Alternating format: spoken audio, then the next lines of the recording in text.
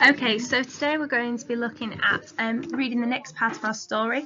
Obviously, the last story the last part they were just building a raft because they thought that if they went down the river, they'd be able to get to Manor City.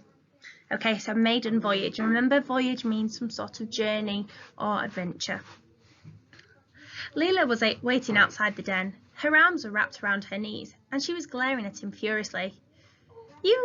I thought you were dead. I was down by the river. Scratch a message in dirt or something next time. Oh yes, sorry, of course.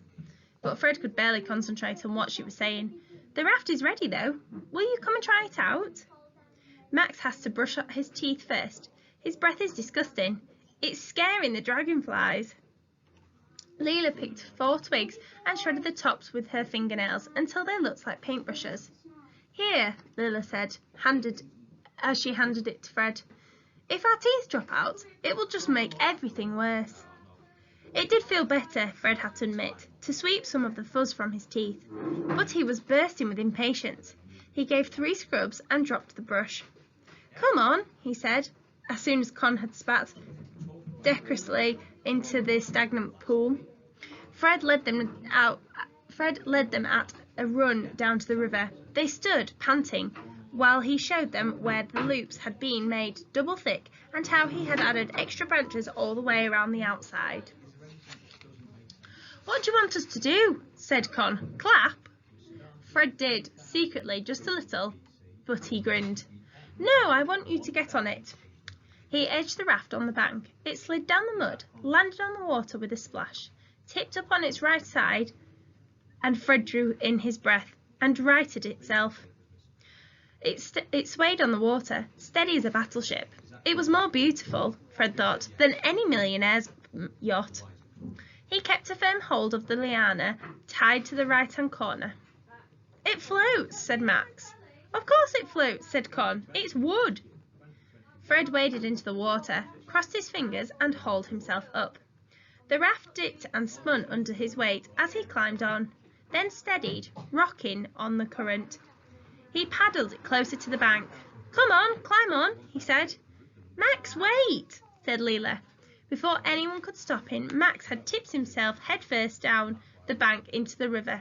He came up spitting mud. Pull me up, he said.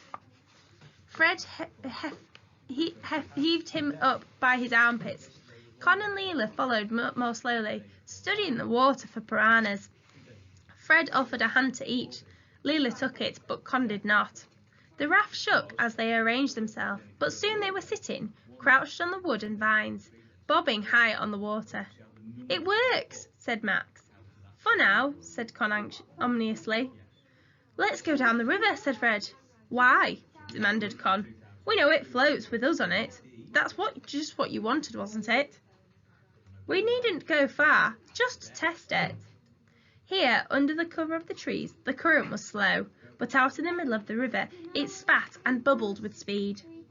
Fred could feel his skin twitching to send the raft down those waters. Let's try, said Leela. Her knuckles were pale where she was gripping the edges of the raft, but her eyes were hungry with curiosity. If we're going to sail to Manus, we need to test it first. Fred seized the pole he had made. He smoothed its bark with the edge of the flint, and it was twice as tall as he was. The raft bucked under them. Fred felt his heart back in unison. Careful, said Con. The skin under her nose and lips was greyish colour. Don't go too fast, we need to be able to get back. But the current caught at the raft and spun them, dragging at the wood and pushing it faster down the river. They sank a little in the water, but remained upright. Fred ducked as an overhanging branch threatened to hit him in the eye. Is that a caiman? Said Con, pointing at the far shore. Max's eyes widened. Make it go away, make it go away. No, of course it's not, it's just a log, said Leela, taking her brother's wrist in her hand. But over his head she met Con's eyes and whispered, Maybe. Fred steered closer to the bank, his heart thumping, and they sped down the corridor of green. Fred tried to hold their course with the pole. Trees dipped into the water on either side of them, like curtains at the theatre, Fred thought, with the river as the stage. 2 bright birds with yellow bellies flapped overhead. "Blue macaws," said Leela. "I tried so hard to persuade Mama to let me have one of those as a pet, but she said Max was loud enough on his own without a parrot." "It's funny," said Con. "I never really thought much about birds before. The birds here make the birds in England look like they're dressed for a job interview." The sun beat down on the river, sending up green and silver light in their eyes. Fred followed the current downstream. They came to a fork in the river.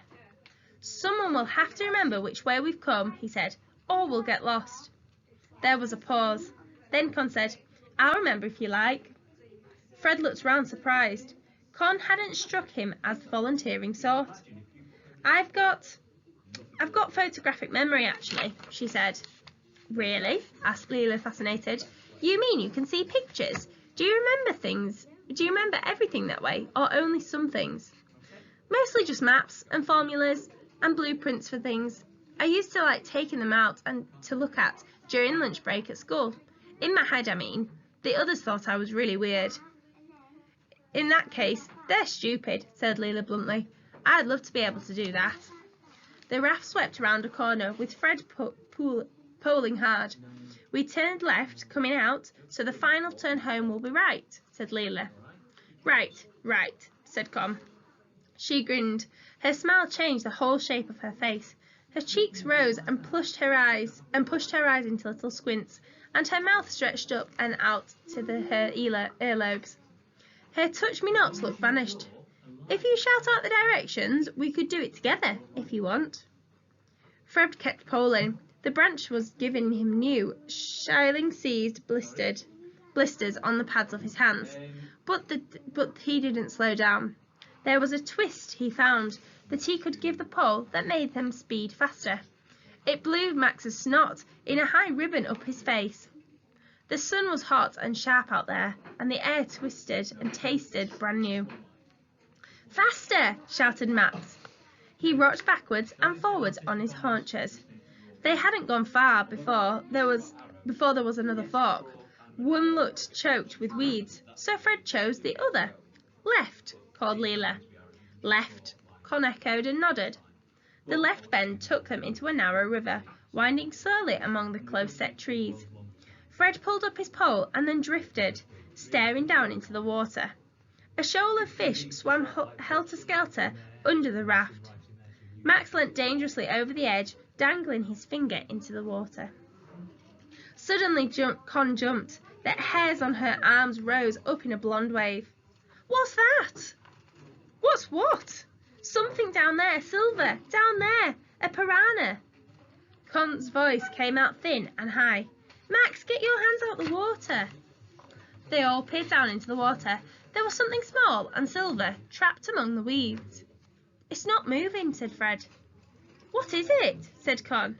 I think it's not alive," said Leela. "A dead piranha?" asked Con. "It's a silver box," said Leela. "It's hard to tell. It's probably just a trick of the light." "I'm going to jump in and see. Just quickly," said Fred. "No, you are not," said Con. Leela very softly took hold of his wrist. "Don't," she whispered. "It wouldn't be very clever." "But it could be a knife," said Fred. "It looks man-made. Please, you keep the raft close by. I need to see. I'll be in and out so quickly, and it's so simple." "Fred," said Con. He pulled off his shirt, evaded Max, who tried to grab his ankle, and jumped over the edge of the raft. The water was calm here without the current, and cool against his skin. Fred kicked downwards. Weeds wrapped themselves around his ankle as he went deeper. His lungs began to shrieking at him. The silver something was a little further. He brushed it with his fingertips, kicked desperately, and snatched it. It was sharp against his fingers. He shot to the surface. "Got it!" He held his fist up to show them, treading water. But the 2 girls weren't looking at him. They were staring into the water a few meters from the raft. "What's that?" whispered Leela. Fred glanced down. There was something black undulating through the water towards him. Fred gasped, swallowing a mouthful of water, and began to choke. "An eel!" said Max brightly. "An electric eel," said Leela. "Swim!" screamed Con. She snatched the pole and tried to steer towards Fred, jabbing the branch into the water. Leela held out her hand over the edge of the raft, and Fred swam the distance to the raft faster than he had ever moved in his life. He launched himself onto it, and the raft tipped drunkenly under his weight. Con threw herself to the opposite end to stop it overturning, and Leela's hands grabbed at him. They were small but surprisingly strong as they hauled him up. Fred lay on his stomach, gasping for air, staring into the water. The eel was immense. It looked like a deep grey snake as long as a grown man, winding in and out of the weeds. Leela sucked in breath and some of her own hair. "Oh, wow," she breathed. It wasn't just fear in her voice, it was fascination too. "Are eels dangerous?" asked Con. "I don't know, but if you call someone an eel," gasped Fred, coughing. His heart was trying to break out from his chest, so he swallowed. "It's not a compliment, so maybe." They are, very," said Leela. "They pass an electric current through the water to shock their prey and then eat them. They probably wouldn't be able to kill something Fred's size, though, but for Max it would be different." She was shaking. She picked up the pole and very slowly, so as not to risk tipping them at all, began to guide them away from the eel and away from the canopy of trees. "What was it down there?" asked Con. "Here." Fred opened his fist. It was a rusty rectangle made out of tin, coloured silver with blue swirly writing. "It's an empty sardine can," said Con, her voice full of disgusted disappointment. "That's all?" "Yes," said Fred. He rubbed at the rust on the tin and closed his fingers tightly around its jagged edge. "A sardine tin in the wildest place in the world. That's all." Okay, I'm going to stop there. So we're now at the point where our next chapter is called Sardines. So you'll have to tune in tomorrow to find out what's going to happen then.